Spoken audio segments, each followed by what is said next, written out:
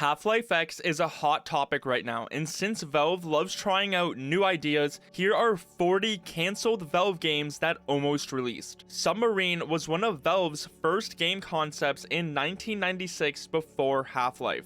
They believed there was an opportunity with a Submarine game to create fantastic underwater visuals and gameplay.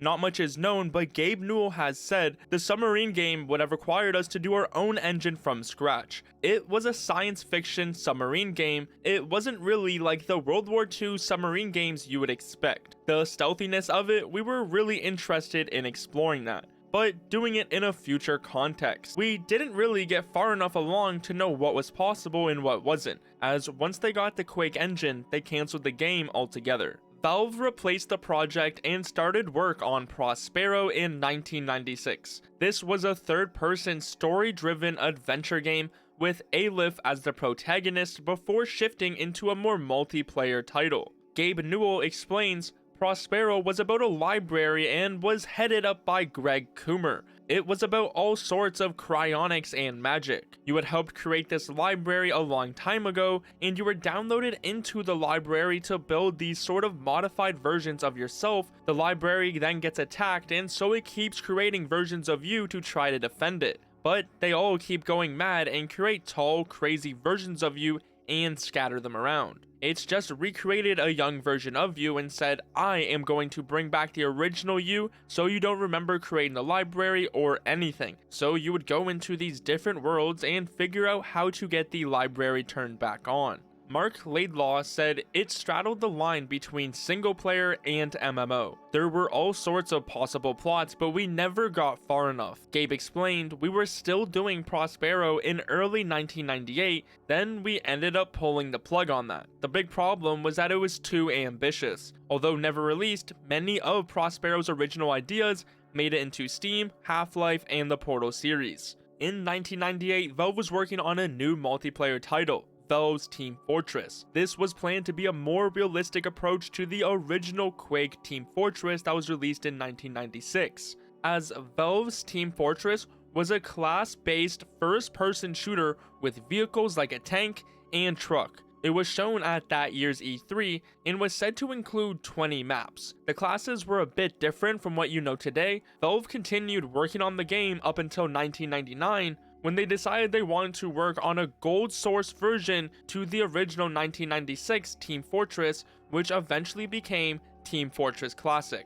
After Team Fortress Classic released, the team went back to work on Valve's Team Fortress, but it didn't take long for it to just switch into a new project. Half-Life Hostile Takeover was a planned expansion pack for the popular game Half-Life, developed by 2015 Inc. in 1999 and was officially copyrighted by Valve. Hostile Takeover would have taken you to Allied Processing, a hidden base connected to Black Mesa. The team worked with Valve writer Laidlaw to create a story that could use the existing Team Fortress characters, as allies, describing it as a parallel story told from the point of view of a junior G-Man. Half-Life Hostile Takeover would have introduced new gameplay elements, like using a laser pointer to call in orbital strikes, or guiding maintenance workers through dangerous tasks. You would have faced off against terrifying new creatures like the Big Hound Eye and Zombie Monkey. Half-Life Hostile Takeover was cancelled in 2000 when it was 60% finished and 90 days away from release. Workers on the project believe Valve decided to cancel the Half-Life expansion due to fears of oversaturation in the market. Half-Life Threewave is an unreleased official mod by Valve for Deathmatch Classic. It was a port of the Threewave Capture the Flag mod in Quake.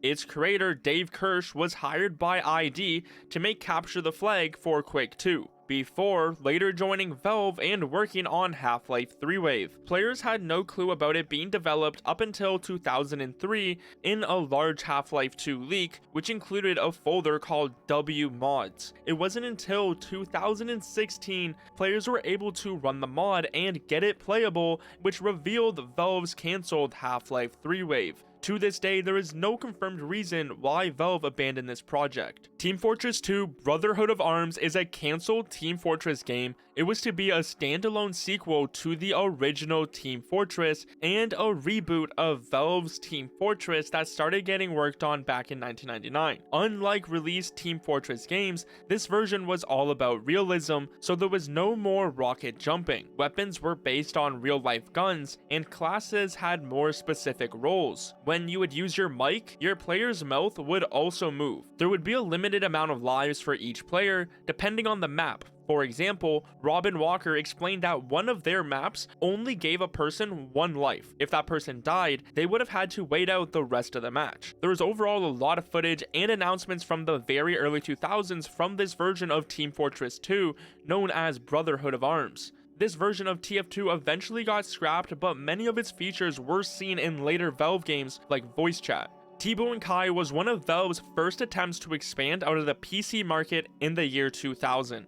They teamed up with a small studio called Escape Factory to create a platformer demo with a traditional console cartoony style. Teebo Kai was designed to be a cooperative adventure, meaning you and a friend could team up online to explore strange worlds and overcome challenges together, being compared to games like Super Mario and also Ratchet and Clank. The project was in development for 1 year until 2001, when Valve decided to cancel the PC and Xbox game altogether. But from an ex-artist, it was never released, as Gabe Newell wanted the team to port Team Fortress 2 to console instead, which is when Valve left the project behind in mid-2001. With Gabe Newell's backing, the team was set to work on the Team Fortress console port back in the early 2000s, but it never actually released. The exact reasoning is unknown, but the Xbox port of Team Fortress Classic was cancelled around 2003, and Valve started working on their new Team Fortress project instead. Counter-Strike 2, and not the one you know today, started back in 2000, right after Valve bought the original Counter-Strike. After getting hired, Min Lee started working on the next CS known as Counter-Strike 2, which was to use the same source engine as Half-Life 2. It was to build on the original terrorist-based game, but between the years 2000 and 2006, Counter-Strike 2 got cancelled, and Lee left Valve to work on his own project instead. Team Fortress 2 Invasion was a scrapped version of TF2 for Valve's source engine that leaked online in 2003. It was officially recognized by Gabe Newell in 2007 when he mentions Invasion as being the second phase of Team Fortress 2's development under Valve software. In this cancelled game, you would have been part of a resource gathering war against an alien invasion. You collected resources by capturing points, defeating enemies, or harvesting from the environment. You could use those resources to upgrade your team's abilities, build new structures, and even construct vehicles. Buildings were crucial in TF2 Invasion.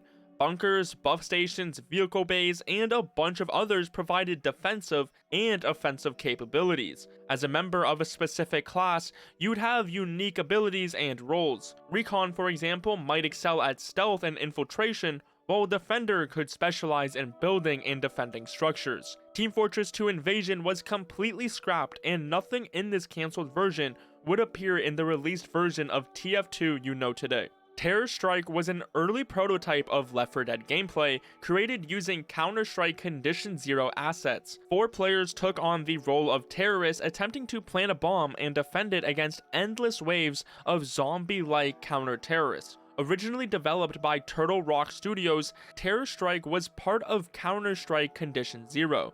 It was later upgraded for Counter-Strike Source, giving it a more horror-themed atmosphere and replacing the counter-terrorist with zombies. It wasn't until Chet from Valve shared it with Gabe that it gained traction. Once Terror Strike was approved by Valve, Left 4 Dead started in 2005, and these early prototypes were lost to time and never saw an official release until both versions of Terror Strike were leaked online in 2023 and made playable for players. Valve's Fairy RPG was being worked on right before Left 4 Dead started.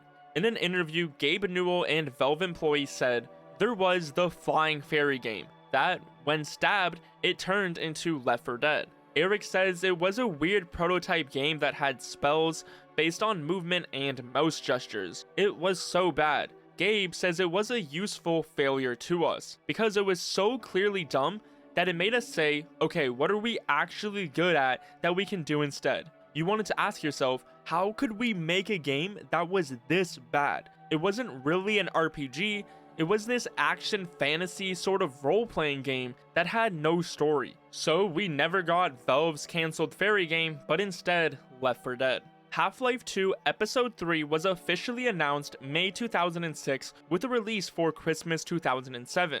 The story never reached a full plot, but it would have continued after the cliffhanger ending of Episode 2 with Gordon Freeman and Alex Vance searching for the Borealis in the Arctic. However, their journey would have been cut short by a helicopter crash, forcing them to navigate the harsh environment on foot while facing threats from the Combine. Various concept art from 2007 and 2008 have been shared and also leaked, being players' only looks at what could have been, with other various unreleased strings found in the game files. Development for Episode 3 was hit with scope creep as Valve struggled to create an ending and storyline that met their high standards, eventually deciding to focus on a larger standalone game instead. Gabe Newell officially confirmed the cancellation of the episode in 2011, marking the end of the planned trilogy after previously hyping it up for years.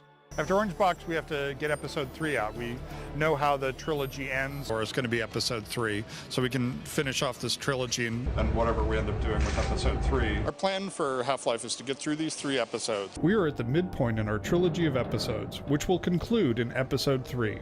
In 2017, Epistle 3 dropped by former Valve writer Mark Laidlaw, seen as the potential plot for Episode 3 by many players, but was more so just a fanfic ending to the scrapped game and just an idea of what it could have been if it went further in development. Half-Life Episode 4 is another cancelled Valve game. In a 2006 interview with PC Gamer, Gabe Newell confirmed that Episode 4 was real and will have a standalone plot from the previous 3 episodes. Not much was really known until 2011, when an EA artist showed 6 different concept images of a cancelled Half-Life project. A few months later, in May 2011, another leak revealed that Arcane Studios employees were also working on Half-Life 2 Episode 4 between the time period from 2006 to 2007, before quote-unquote Valve decided to put their episodic efforts on hold. 2 versions of Half-Life 2 Episode 4 were in development, both focusing on a return to the zombie-infested Ravenholm. The first version was developed by Junction Point Studios. This version featured a unique gameplay mechanic involving a magnet gun and aimed to explore the events leading up to Half-Life 2. However, Junction Point was acquired by Disney and that project was cancelled. The second version was developed by Arcane Studios. This version featured Adrian Shepard as the protagonist, returning to Ravenholm after the events of Half-Life Opposing Force. Players would have encountered new zombie variants, battled the Combine, and used new unique weapons like a nail gun. Midway through development, around 9 chapters in, Valve pulled the plug and canceled the project even after trying out an early playable alpha of the game meant to convince them. In 2020, a documentary shared never-before-seen looks at the cancelled Half-Life 2 Episode 4, aka Half-Life Ravenholm, that Gabe Newell revealed 14 years earlier and never released. Experiment Time was started by Gabe Newell with his directed design experiment in 2007. It involved shutting down Valve's production pipeline for a few months to turn Valve into one big creative playground. The Valve employees started brainstorming in small teams for about 3 months. One of these was Time by Kim Swift, which added the use of time to solve portal-based puzzles. The player recording themselves creating a portal, then reusing it afterwards with a second portal to solve the puzzle. Gabe Newell realized after first thinking it could be great for the next portal, that it just wasn't going to work, as he claimed it was not fun and too complicated. Modular AI was another experiment Valve held during this time. It was shared in the final hours of Portal 2, where the experiment consisted of Overwatch soldiers having different chips on their uniforms that would activate abilities such as flying and super speed. A player would shoot an enemy who would be blown to pieces, but with a twist. Another enemy would then run over, find stray ability chips other soldiers would have dropped, and upgrade their abilities on the spot. F-Stop was the most like experiment by Valve in February 2008. It used the cartoon style of Team Fortress 2, but for a completely new, non-violent, puzzle-based mechanic for a game, using a handheld camera to take photos of objects, and through playing with perspective scale them up or down in some way to solve puzzles. Newell asked the team if they would be willing to look into making F-Stop as a prequel to Portal. The story of the game was to feature Cave Johnson, a dead southern billionaire with his intelligence put into a computer. After nearing a year of active development, Valve began to question everything since playtesters were confused at the fact they didn't have a portal gun in the sequel to Portal. Stars of Blood was a game in development at Valve, dating to them registering the website in 2006, and it wasn't until 2012 that Gabe Newell officially mentioned it, saying they had an eternal project called Stars of Blood, which was a space pirate game that never seen the light of day. During Valve's moves through different offices, many of the original concept art was lost and leaked. There was also this video reel from an ex-Valve animator which had previous footage of a game not released that looks very similar to the cancelled Stars of Blood. Day of Defeat 2 was a cancelled update to Day of Defeat Source in the 2010s, similar to CSGO being an upgrade to CS Source. It was meant to bring a fresh look to the game with multiple cut maps and items leaked. In Valve's big 2023 leak, it showed off that Valve had a lot of stuff originally planned for Day of Defeat 2, which never released as an update or own game. RPG, according to the final hours of Alyx, started development in 2012. Codenamed RPG, this project was envisioned as a series of smaller releases. Little visual detail is known, but it got inspiration from the Elder Scrolls and Dark Souls, but never really left the conceptual stage. After RPG was abandoned, experiments went into turning it into a single-player RPG based on Dota character Axe, which was also cancelled. Going by the final hours timeline, the project cancelled in 2014, but this wouldn't be Valve's last attempt at an RPG game. Half-Life 3 started to become a real thing in the early 2010s when Valve did a secret face scan for a Source 2 version. From the final hours timeline, it's said to have started in 2013, where they ported hundreds of Half-Life 2 assets to Source 2. The core idea for Half-Life 3 was to make the game a more replayable experience. It's said this version of Half-Life 3 would find a building, seal up all the windows so there was only one way in, put a citizen or prisoner somewhere in the building, and then populate the buildings with enemies, where you would have to find a way to get into the building and locate the prisoner with a different route every time. Seeing as they were trying to build Half-Life 3 on such an early build of the Source 2 engine, there was a bunch of issues, so Valve was forced to take a step back in 2014 and canceled this version of Half-Life 3 until the engine was ready. Left 4 Dead 3 was also being worked on at this exact same time in 2013, with rumors starting about a 2017 release. It is described as an open world game set in Morocco and potentially featuring hundreds of zombies at a time, and a bunch of early screenshots of Left 4 Dead 3 eventually went public, and similar to Half-Life 3, this was cancelled because of the unfinished Source 2 engine. A.R.T.I is another Valve game they started working on in 2013. A fun, light-hearted voxel game transported players to a manipulatable world with full construction and destruction similar to Minecraft. Players helped a character, King Kevin, break out of a prison by using their abilities such as tearing down walls, bridges, and shrinking animals and objects to impact the world in real time.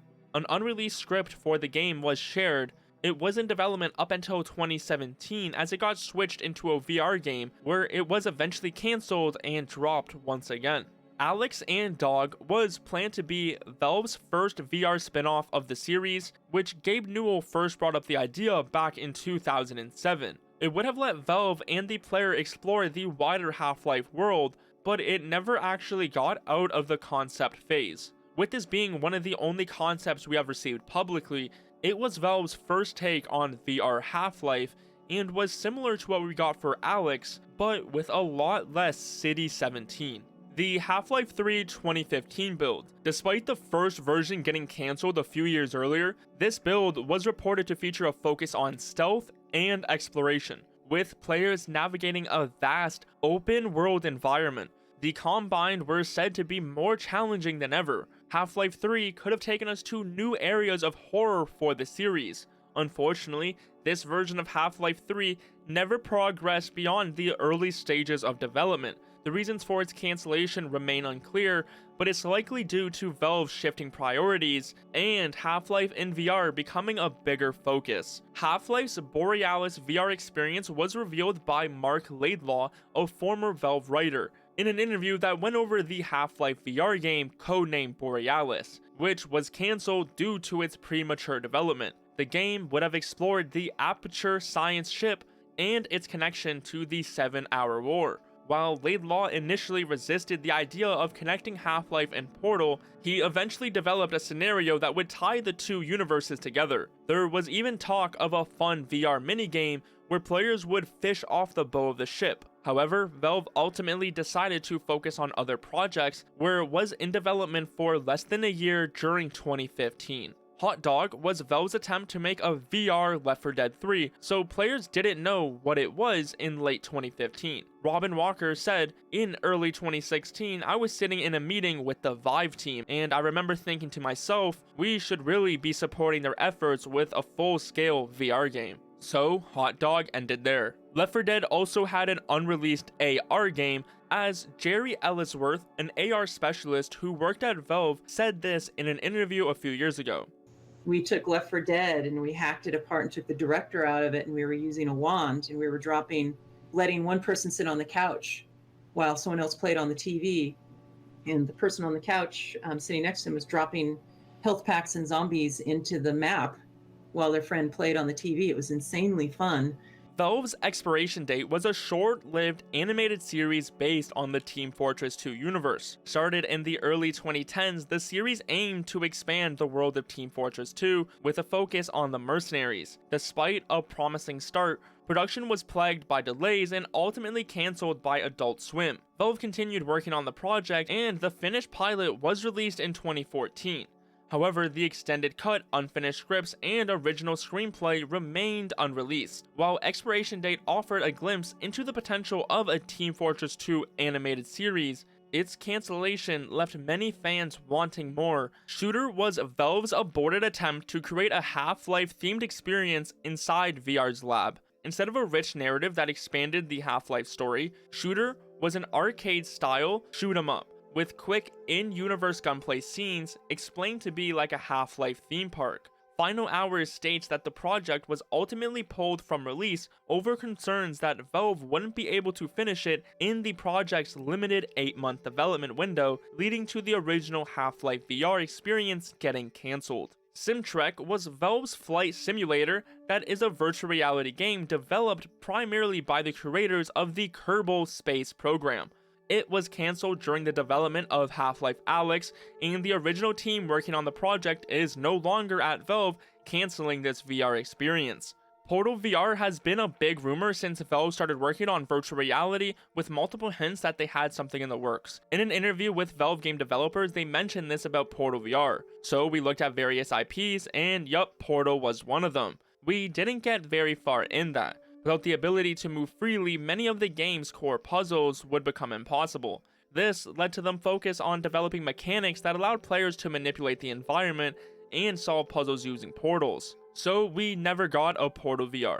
Alien Swarm VR was a real prototype Valve was working on in the late 2010s. Very little is known other than that the experiment let VR players act as a director towards the non-VR players, spawning in aliens to fight. It must have not gotten as far, as we never heard more information about it, cancelling this new alien swarm. Half-Life Tactics, or codename HLNX, was Valve's attempt to bring Half-Life to the Nintendo Switch. Very little is known about it publicly, but it's said to have been a top-down like shooter before being cut and cancelled from development by 2018. Although the game never finished, it's said Nintendo used ideas from the game for their Mario plus Rabbids Kingdom battle. Artifact 2.0 was a redesigned version that aimed to address the concerns of the player base of the original Artifact. Key changes include removing card purchases and introducing a single player campaign. Despite these efforts, Artifact 2.0 failed to gain traction, and in March 2021, Valve announced that they were stopping development. So although the game was available for testing, Valve took it down from the Steam store and cancelled all future work. In the Valley of Gods was planned to release in 2019 as a period adventure game set in the 1920s, but instead, the team got hired by Valve to work on things like Half-Life Alyx, and In the Valley of Gods got tossed aside. It was a game announced way back in 2017 as a first-person adventure where you would explore ancient ruins in the Egyptian desert with your former partner Zora. Recently though, the release date for In the Valley of Gods was mysteriously updated to 2029 on its old store page. While this could be a placeholder or a joke, it's unlikely that the original game showcased in 2017 and was planned to release in 2019 turns out to be the same in 2029. Portal 3 was confirmed to have a starting point in a 2022 interview with Valve writers. Eric Wolpaw said, "Yeah, Jay and I have an idea that we think is pretty awesome for what would happen, generally speaking. We don't have a script or any details worked out, but we have sort of a starting point that we'd like a ton. So it's good we have this idea, but there's a lot left to do. Someone's gotta think up some new Portal puzzles, but we do have an actual idea, yes." So it was assumed that a potential Portal 3 could be underway. But a few months later, in a different interview, Eric explained how he struggled to get other Valve employees behind it. Seeing as this was just last year, maybe we see them formally approach this version of Portal 3 when they have some time soon. Neon Prime, or as you may know it, Deadlock, was canned very early into 2024. Although the base of the game was similar to what you know now, the overall entire theme was different as it didn't have Deadlock's steampunk 1900s feel, but it was a futuristic Japanese sci-fi aesthetic instead. As you can tell from this very early gameplay of Neon Prime, it looked different to what you may know as Deadlock. When Neon Prime was scrapped early in 2024 after the initial playtesters didn't like the design, it caused a big debate on which version was actually better. Do you prefer Deadlock or Neon Prime? There is a few other cancelled Valve games that we didn't talk about that deserve an honorable mention.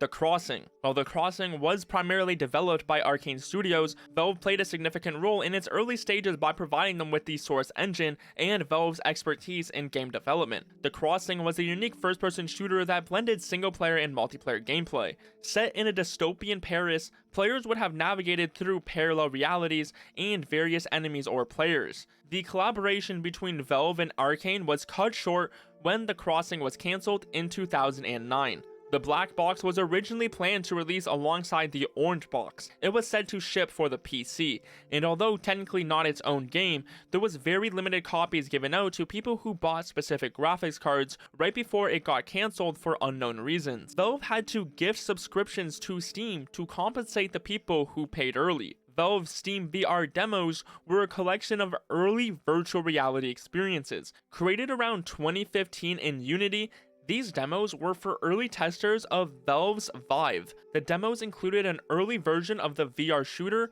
and a 1v1 soccer match, plus a bunch more. So do you think it will end here, or will Valve have more cancelled games in the future? Subscribe to not miss what's next for Valve.